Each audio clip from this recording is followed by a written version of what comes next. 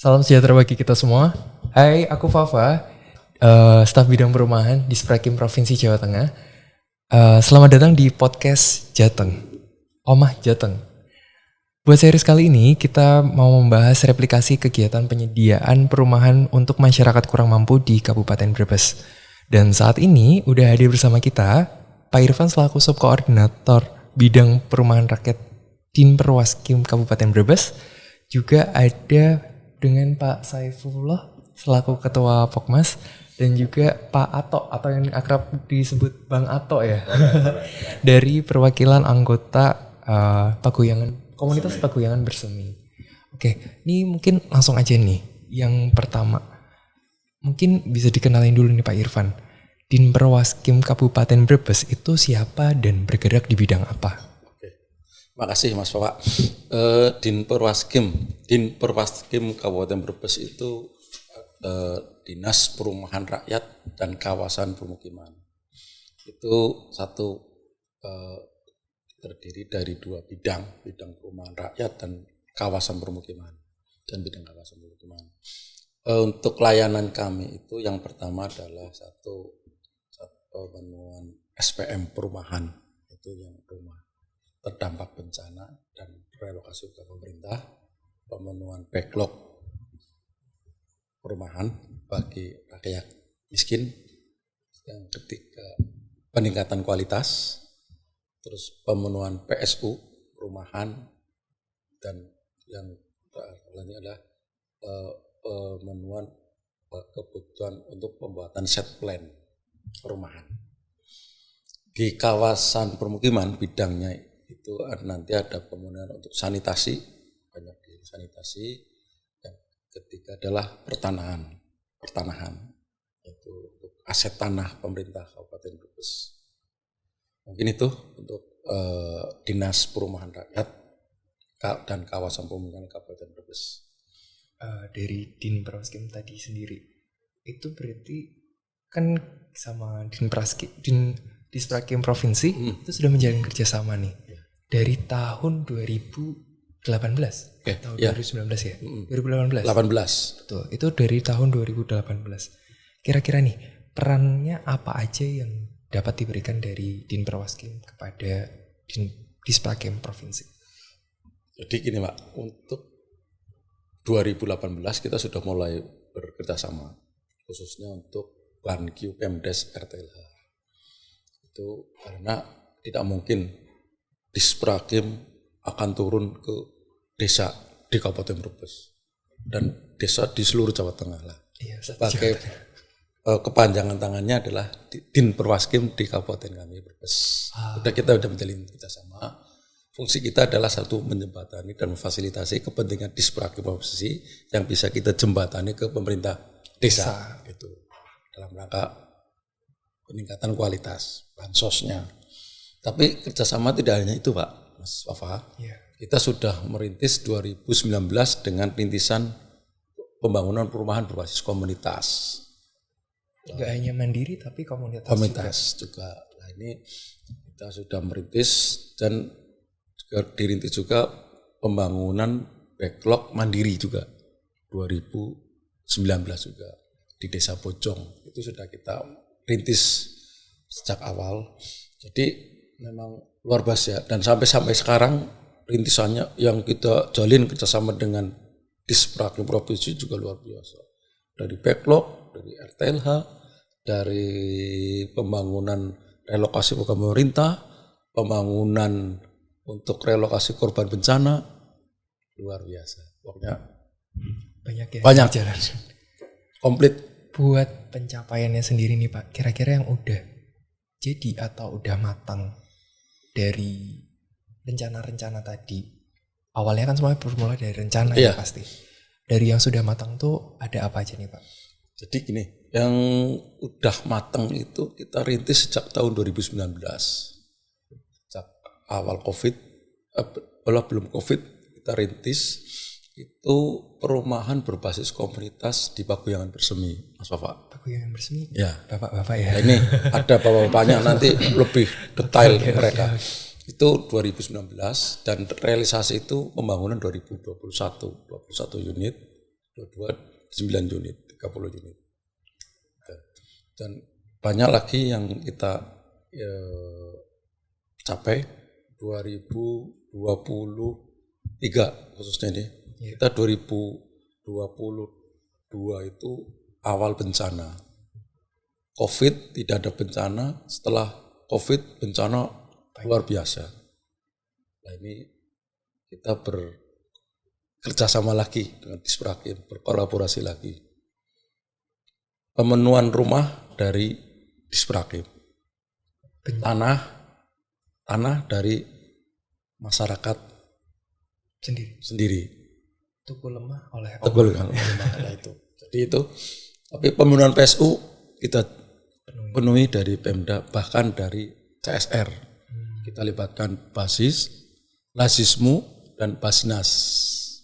Kita libatkan Lazismu itu Basnasnya Muhammadiyah gitu loh. Itu juga kita libatkan semua dalam rangka pemenuhan itu semuanya. Saya kok agak menggarisbawahi tadi yang bencana itu, Pak. Bencana itu terjadi atau daerah yang rawan bencana terus ditawarin untuk program ini juga. Jadi gini. Setelah bencana atau sebelum bencana? Ya, kita juga coba Mas. Ada program yang setelah bencana. Jadi semacam di Cilipur. Awalnya aman, tiba-tiba ada bencana. Kita bantu juga. Kita fasilitasi. Itu Cilipur. Komunitasnya namanya Legok Bedaya itu. Cilipur 34 unit. Berikutnya coba kita gali lagi Pak potensinya. Karena ada daerah yang rawan. Belum terkena bencana Mas. Bencana, tapi ini sudah kita petakan berapa kakak, ada 32 kakak yang terdampak, calon terdampak bencana nanti. Dan ini potensi tahun depan kalau musim hujan hilang ini. Kalau boleh tahu itu di Desa Bumiayu, kampungnya kampung Sawangan. bantaran sungai. Bantaran sungai. Jadi mereka tinggal di tepian sungai dan ini sudah kritis, rumahnya sudah tidak tempati. Ya pasti ketika hujan rasanya pasti tidak tenang. Pasti tidak tenang. Nah, ini sudah berproses, sudah mendapatkan tanah untuk 32 tanah dan harganya itu mungkin ya sangat familiar lah, 15 juta. Satu kaplingnya. 15 juta. 15 juta. Satu kapling. Ukuran berapa itu, Pak? Ukurannya 6,5 kali 10. Cukup ya. Cukup untuk rumah tapak. Dari yang saya dengar nih Pak, ini kan sebagai bentuk mensejahterakan bersama ya. Ya. Menolong masyarakat yang kurang mampu. Dan dari Din Perwaskim sendiri dengar-dengar sudah mereplikasi program bantuan. Kalau tadi kan kerjasama sama provinsi. Ya, okay. Kalau ini saya dengar katanya mereplikasi di mana dari Din Perwaskimnya sendiri itu bergerilya untuk mengedukasi warga agar mendapatkan bantuan. Okay. Dan itu dari Din Perwaskim sendiri. Jadi gini Mas, diceritain ke kita. Jadi kita awalnya itu mesti setiap ada verbal bencana gitu ya. Verbal itu kayak kita keliling rumah, lihat-lihat rumah, kira-kira pendataan awal lah, potensinya berapa, kuriganya dan apa yang harus kita berikan layan kepada mereka. Jadi awalnya itu kita verbal pasti menggandeng BPBD kabupaten dan Disprakim provinsi. Lah setelah ada verbal selesai, nanti ada sebuah komiten dan berbagi peran Mas. Bagi peran lah. Bagi perannya saat penanganan bencana kita, Pak Irfan ini gimana ya? Kayaknya kita bisa berusaha untuk semuanya jangan dibebankan kepada Disprakim provinsi. Kita juga ingin hadir. Lah hadirnya dalam rangka apa? Dalam rangka pemenuhan rumah, khususnya yang terjadi bencana. Kita 2021 itu sudah mereplikasi pembangunan untuk tipe 27 bencana juga di Raga Tunjung sama di Buniwah sama di Manggis itu. Terus 2023 kita menangani juga pembangunan untuk bencana 10 unit. Itu 8 unit di Cinanas, Tanah Gerak, 1 unit di Jipang, 1 unit di Wanatirta. Di 10 2023. Dan ini alhamdulillah sudah ditempati semua.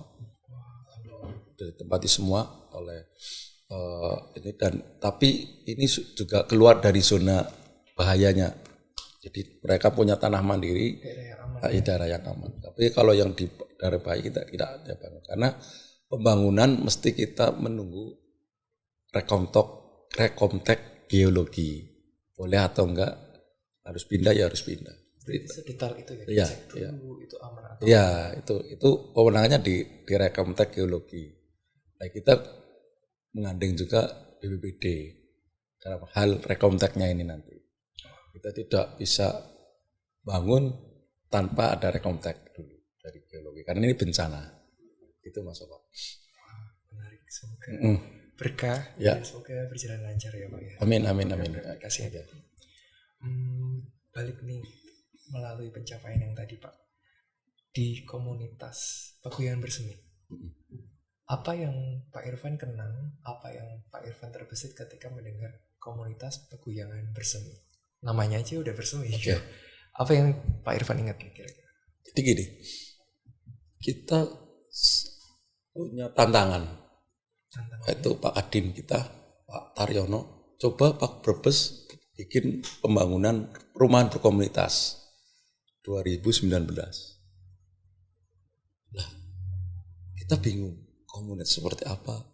Akhirnya kita bulan April itu ke Kendal untuk bagaimana menggali potensinya. Ternyata dia bekerja sama dengan pemerintah pusat.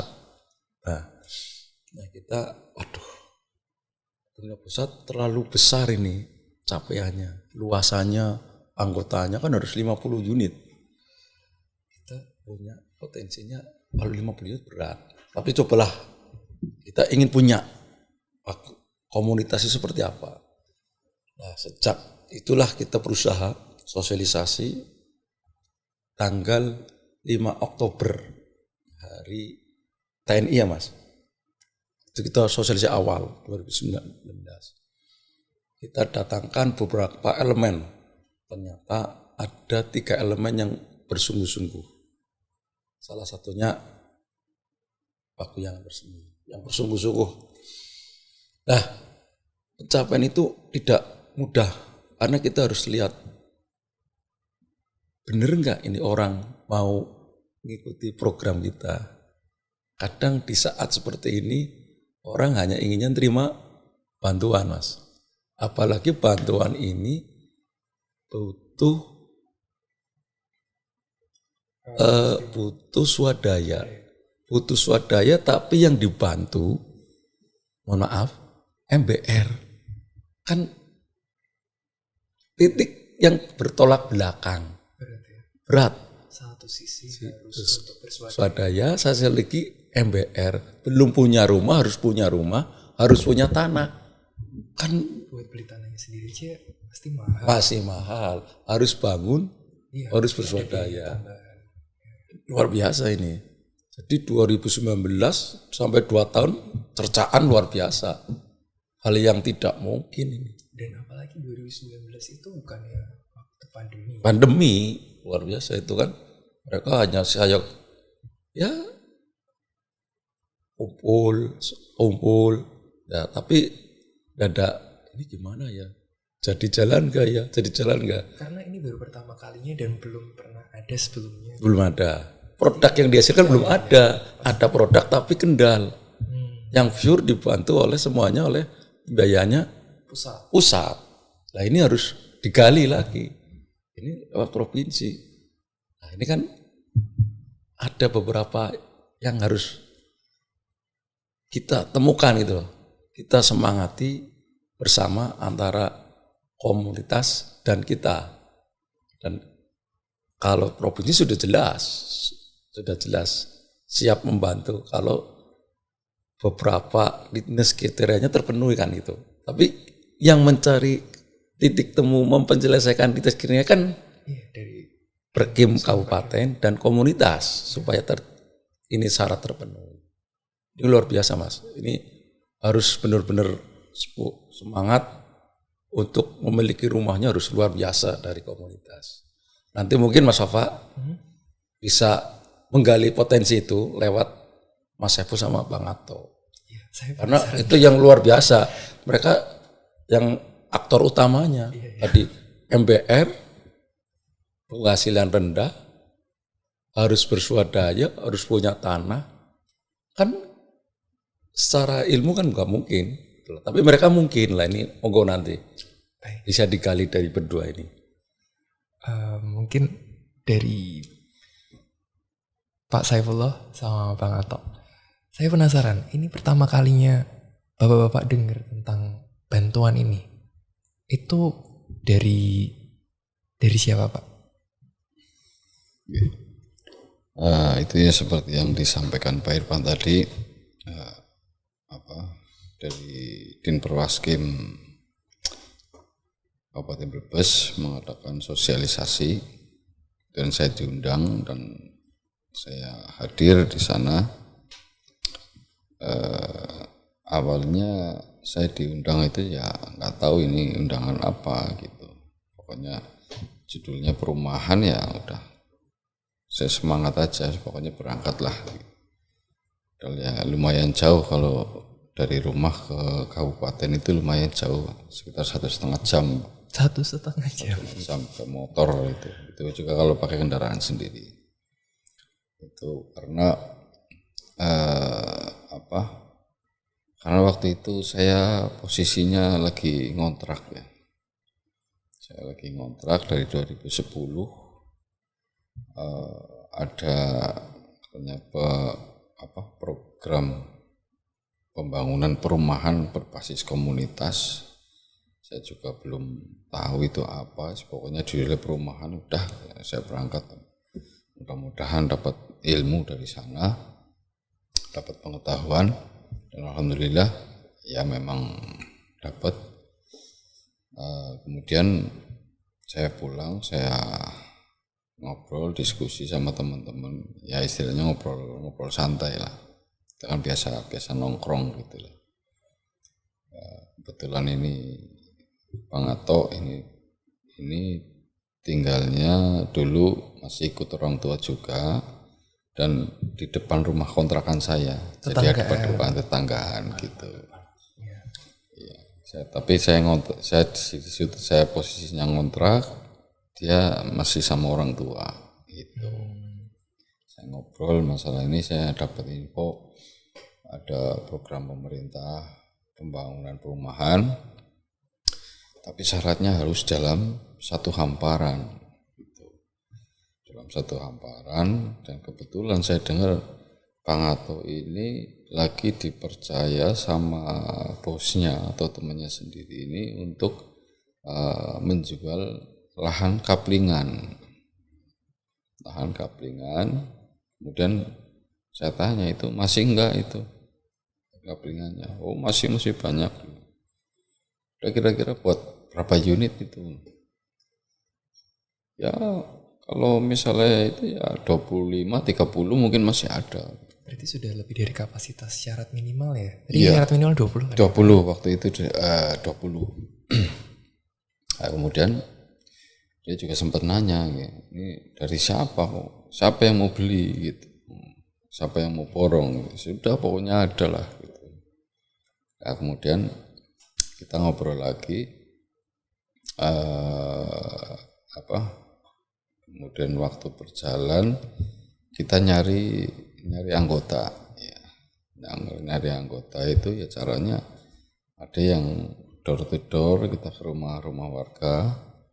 Ya masih di lingkungan RW kita sendiri, ada beberapa RT, mungkin 4 apa 5 RT lah. Kita cari, karena saya kebetulan asli warga situ, jadi tahu persis siapa-siapa yang belum punya rumah, siapa-siapa yang masih tinggal ngontrak, dan kebetulan banyak itu. Ada beberapa orang itu yang sampai dia punya anak, punya menantu sampai punya cucu, dia masih tinggal di rumah orang tua, istilahnya rumah lugu lah. Kalau orang Jawa bilang masih tinggal di rumah lugu. Itu ada yang semacam itu. Makanya saya lebih bersyukur. Saya pikir saya lebih bersyukur walaupun saya ngontrak tapi saya udah sendiri gitu.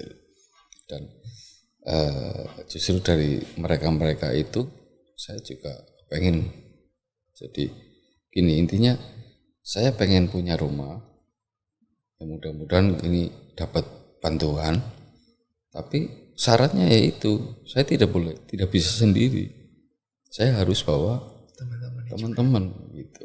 Itu yang bukan buat saya semangat. Saya juga berarti harus, ya mau ndak mau saya harus bawa orang gitu. Saya harus bawa anggota gitu. Jadi berkat buat orang lain, Pak. Amin.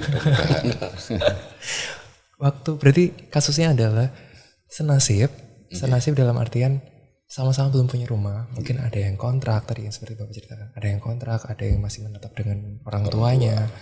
Belum punya rumah pribadi. Makanya begitu dengar ada bantuan sosial ini, Bapak langsung mengajak rekan-rekan untuk bergabung. Iya, betul. Terus dari situ gimana caranya Bapak meyakinkan tadi? Kan Bapak main ke rumah, itu tuh apakah semuanya berjalan lancar atau ada juga yang emang iya ya kayak gitu? Dan apakah karena ini bantuan, pasti orang mikirnya ini bantuan yang seperti apa? Apakah ini gratis ataukah ini hanya bentuknya cuma-cuma? Gini, memang dari awalnya juga saya tahu itu bahwa itu tidak gratis. Itu memang saya tahu itu tidak gratis. Tidak gratis dalam arti kayak gini. Kita memang dapat bantuan waktu itu. Saya tahu waktu itu dapat bantuan 35 juta itu dalam bentuk material. Nah, tapi kan tanahnya kan enggak kita harus beli gitu. Kita harus beli. Nah, gimana caranya? Ya waktu itu dari Dinperwaskim itu juga menggandeng Bank BTN ya. Bank BTN yang jadi istilahnya pihak pembiayaan waktu itu, waktu sosialisasi. Walaupun pada akhirnya mereka juga angkat tangan, nggak mau nerima kita gitu loh. Oh iya. Tidak mau menerima kita. Karena kalau ya aturan perbankan memang mungkin begitu harus. Jadi apa ya, walaupun dalam ini kita istilahnya kita mau dibantu dengan kredit ini dan segala macam, tapi setelah melihat rapot kita merah, mereka angkat tangan, mereka tidak berani ambil risiko gitu. Makanya kita juga banyak waktu itu akhirnya sempat mundur juga. Kemudian kita coba lobby dengan beberapa, termasuk Bank Jateng juga, dengan BRI juga kita sudah coba lobby, tapi semuanya itu tidak bisa memberikan jawaban, istilahnya tidak menyanggupi dengan kondisi kondisi anggota kita, warga kita yang banyak merahnya itu rapotnya itu. Dengan kejadian seperti itu Pak, kayak bantuan pun ada 35 juta merupakan angka yang bukan besar, bukan kecil juga, tapi cukup. Tapi untuk membeli tanahnya kan butuh modal tadi ya, nah, itu seperti diceritain. Terus untuk agar tetap mendapatkannya, itu bagaimana Pak? Bisa akhirnya memiliki tanah? Nah, ini itu makanya alhamdulillah kita istilahnya diberi rezeki masih ketemu orang baik gitu loh.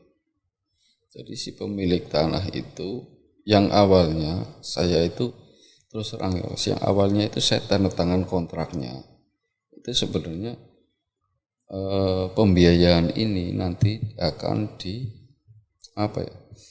dibayar oleh pihak ketiga ya Bank BTN itu tadinya. Tapi setelah berjalannya waktu sampai hari H itu tidak sesuai dengan kontrak tanda tangan saya. Karena ya tadi ya. Karena tadi itu dari tadi ya. perbankannya tidak ada yang menyanggupi. Kemudian, nah ini kalau yang masalah itu ini urusannya dengan Bang Ato. Ya. Iya, karena beliau yang menjembatani dengan Bu Haji Anissa yang pemilik tanah tersebut. Gitu. Oke. Bang Ato, mungkin bisa sharing ke kita nih gimana ceritanya waktu itu bisa, karena ini harga tanah tuh pasti mahal. Yeah. Satu mahal, kalau boleh tahu harganya waktu itu berapa Pak? 46 juta 45 juta per kapling dengan ukuran 6 kali 14. 6 kali 14. Oke. Gimana Pak Ato? Bang Ato ya? Bang Ato gimana Bang Ato? Gimana ceritanya bisa tahu-tahu bisa menjembatani untuk mendapatkan hamparan tadi? Ya kebetulan bos saya juga teman sekolah saya. Iya. Mencoba membuka KP-nya dengan ukuran tadinya 8-14. Setelah ada informasi dari ketua kawinan muslimin sebelum itu belum terbentuk, udah kita kumpul aja gitu. Ada penawaran, ada program perumahan. Iya. Kebetulan ini ada nih, saya tanah punya Ibu Haji Anissa. Kita sama ketua sama anggota mencoba melobi, menawar ke yang punya tanah, yang dulunya ukuran 8-14 dijual 70, karena kita komunitas ukurannya 6-14, coba menawar sendiri. Jadi bukan saya yang menawar, ketua, anggota semua datang, dikasih makan, dikasih minum sama yang punya tanah, silakan nawar sendiri. Nawar, alhamdulillah dari harga 50, harga 55 ditawar terus sama ketua. Nggak tahu ketuanya punya apa jadi bisa murah kayak gitu. Alhamdulillah terjadi kesepakatan dengan harga 46 juta dengan ukuran 6 kali 14 gitu Mas. Berarti tetap melalui proses tawar-menawar juga ya? Betul, kita tawar bareng-bareng sama anggota biar tahu semuanya. Tadinya kan orang yang di luar nggak tahu harganya 70. Iya. Padahal ukurannya kan beda. Setelah ada komunitas dengan ukuran yang 16 kan dikurangi. Terus karena bos ini alhamdulillah Ibu Haji Anissa orang baik dan benar-benar berjiwa sosial tinggi. Mungkin kalau tidak ada Bu Haji Anissa, komunitas paguyuban resmi juga atau ada apa enggak? Iya. Gitu. Mungkin udah jalan Tuhan juga ya Pak. Iya, Kayak niatnya memang baik, Baik. kemudian pasti bakal menghasilkan sesuatu yang baik juga. Wah, saya tertarik banget. Ini berarti dari awal udah terbentuk solidaritasnya. Tadi Bapak ngumpulin orang-orang buat kumpul jadi satu komunitas, meyakinkan mereka satu-satu, door to door. Saya sempat dengar juga katanya Bapak ngasih undangan pakai tulisan. Betul. Wah, itu saya habis pikir. Berarti Bapak secara personal bikin surat satu-satu terus nganterin ke rumah dan memberitahu warga. Karena terus terang saya itu apa ya, latar belakang pendidikan saya orang nggak sekolah lah, ya. Jadi saya gaptek, nggak tahu itu yang bikin surat kayak gitulah. Intinya saya bikin, intinya mereka tahu lah, judulnya mereka tahu gitu aja. Kalau yang formal kayak gitu memang terus terang itu bukan bidang saya. Gitu. Nah, cuma yang ada dalam pikiran saya berusaha mudah-mudahan apa yang saya lakukan bisa manfaat untuk saya, bisa manfaat untuk orang-orang di sekitar saya, gitu aja. Iya sih, mulia banget itu. terus Pak, keguyupan tadi. Kayak itu kan berlangsung dari Bapak ngumpulin orang, meyakinkan orang. Kebetulan juga Pak Anto dapat pertolongan lewat jalurnya Ibu Haji siapa Pak? Anissa. Terima kasih buat Bu Haji Anissa juga. Terus akhirnya benar-benar kekumpul, terus proses pembangunan itu berlangsung berarti di tahun 2021. Dan itu masuk waktunya pandemi ya. Iya. Ini kan tadi angka 35 itu berupa material saja. Jadi rumahnya jadi. Tapi untuk menjadikan itu kan pasti ada tenaga. Dan pasti ada swadaya. Sedangkan kemampuan masyarakat sendiri tadi dibilangnya itu rapotnya merah. Terus bagaimana solusinya Pak? Gini ya, sebetulnya itu kita tidak punya apa-apa sebetulnya. Kalau dipikir-pikir kita juga bingung ya. Sama arti gini, kita cuma punya semangat gitu aja. Kita punya semangat. Kita punya semangat bahwa kita pengen punya rumah, pengen dilalah lah, atau kalau kata orang Jawa itu dilalah kita itu diberi jalan gitu loh. Entah bagaimana ceritanya itu ya nyatanya mereka bisa gitu loh. Jadi modal semangat itu dulu. Makanya di mana ada kemauan di situ pasti ada jalan gitu. Saya yakinnya dulu begitu. Quotes hari ini ternyata di mana ada kemauan pasti ada jalan. Iya. Benar. Oke. Ini kan sangat solid banget nih. Iya. Kesulitan itu Pak dari tahun 19 ya, 19. Pembangunan pun juga pasti gotong royong bareng-bareng. Iya. Oke, terus apakah bentuk kerjasama itu masih terbangun sampai sekarang Pak? Alhamdulillah masih. Ini rumahnya udah jadi semua Sudah ya? jadi. Tapi tetap masih berjalan Masih berjalan. Jadi karena awalnya kita juga berangkat dari lingkungan. Dari lingkungan kita itu kebetulan lingkungan yang sudah terjalin kekompakan ya. Iya. Jadi di perumahan kita itu memang bukan warga orang jauh, orang mana pendatang itu enggak. Kita masih di lingkungan sendiri. Jadi kekompakannya memang dari awal kita rumah tempat tinggal kita yang lama itu memang sudah berjalan gitu. Dan alhamdulillah di sana juga masih solid gitu ya. Jadi alhamdulillah sampai hari ini kita masih berjalan, terutama untuk ibu-ibunya itu masih menjalankan usaha catering. Usaha catering? Iya, betul. Oh iya?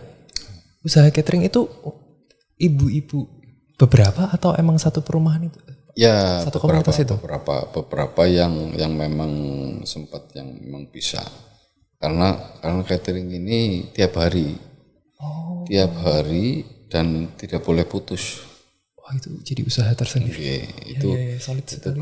Kebetulan kita dapat kepercayaan dari kecamatan ya, dari kecamatan Pakuyangan untuk menjalankan program permakanan dari Kementerian Sosial untuk lansia dan disabilitas untuk wilayah kecamatan Pakuyangan. Kita dapat kepercayaan itu harus setiap hari. Setiap harinya produksi ya? Tiap hari produksi. Mungkin ini Pak, saya kan sempat dengar cerita katanya tahun 2021 tuh ada yang bapak-bapaknya bangun, ibu-ibunya bantuin masak. Mungkin betul. Untuk masakannya itu berkelanjutan sampai sekarang, istiqomah sekali ya. Jadi ya itu dari awal kita memang setiap ada kegiatan kayak gitu. Jadi kita gugah setiap anggota itu harus punya andil. Jadi tidak ada alasan mereka tidak punya andil. Tapi kita juga melihat situasi dan kondisinya. Kalau orang yang misalnya dia harus bekerja tiap hari, dia untuk menghidupi keluarganya, tapi berarti dia nggak bisa nggak bisa gotong royong apa.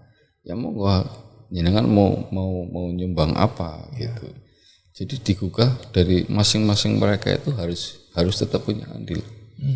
Yang kebetulan maaf kita beberapa anggota juga ada yang janda ya. Iya. Itu mereka tidak bisa bekerja menggunakan menyumbangkan tenaganya, mereka ada dengan konsumsinya. Jadi intinya setiap keluarga kita itu harus tetap punya andil. Jadi rasa pemilikinya itu ada. Pasti ya. Iya. Selain konsumsi nih Pak, saya dengar juga ada pernah ikut pelatihan Rusbin bareng. Betul.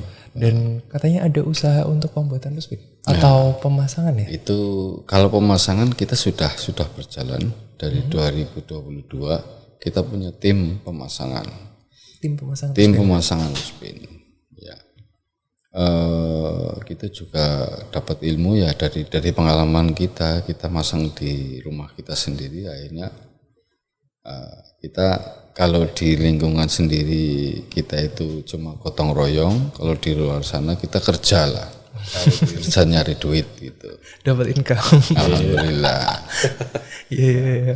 Usahanya berkelanjutan ya. Iya. Mengenai produksi memang ini masih dalam proses karena alatnya itu kan masih dalam proses pinjam pakai alat. Ini juga dari Disperkim provinsi meminjamkan alat itu selama 5 tahun ke depan. Ya mudah-mudahan bisa berjalan. Karena kita juga menggandeng komunitas Kalker Guyub yang ada di Dukuturi. Jadi kita bareng ya. Solidaritas bareng. Nggak dari satu tempat aja tapi ke tempat yang lain ya. Ngeluarin kebaikannya Pak Irfan ya. Betul. Wah. Oke, ini terima kasih banget Pak udah dibagi cerita kebahagiaannya. Saya ikut turut berbahagia. Terus makasih juga Pak Irfan udah memotivasi, ngasih wawasan kita juga lebih-lebih ini banyak banget hari ini berbobot. Ini sangat indah sekali. Yang mana kayak ternyata garis Tuhan itu mulai dari perkenalan hingga membuahkan hubungan kerja dan solidaritas terbangun, kerjasama terbangun, itu membuahkan hasil yang luar biasa indahnya, positif sekali itu. Semoga ini bisa memotivasi teman-teman. Terus, oke teman-teman, buat nextnya sampai jumpa di episode berikutnya. Kita mungkin pamit undur diri. Dadah, selamat tinggal. Sampai ketemu lain di episode selanjutnya. Terima kasih.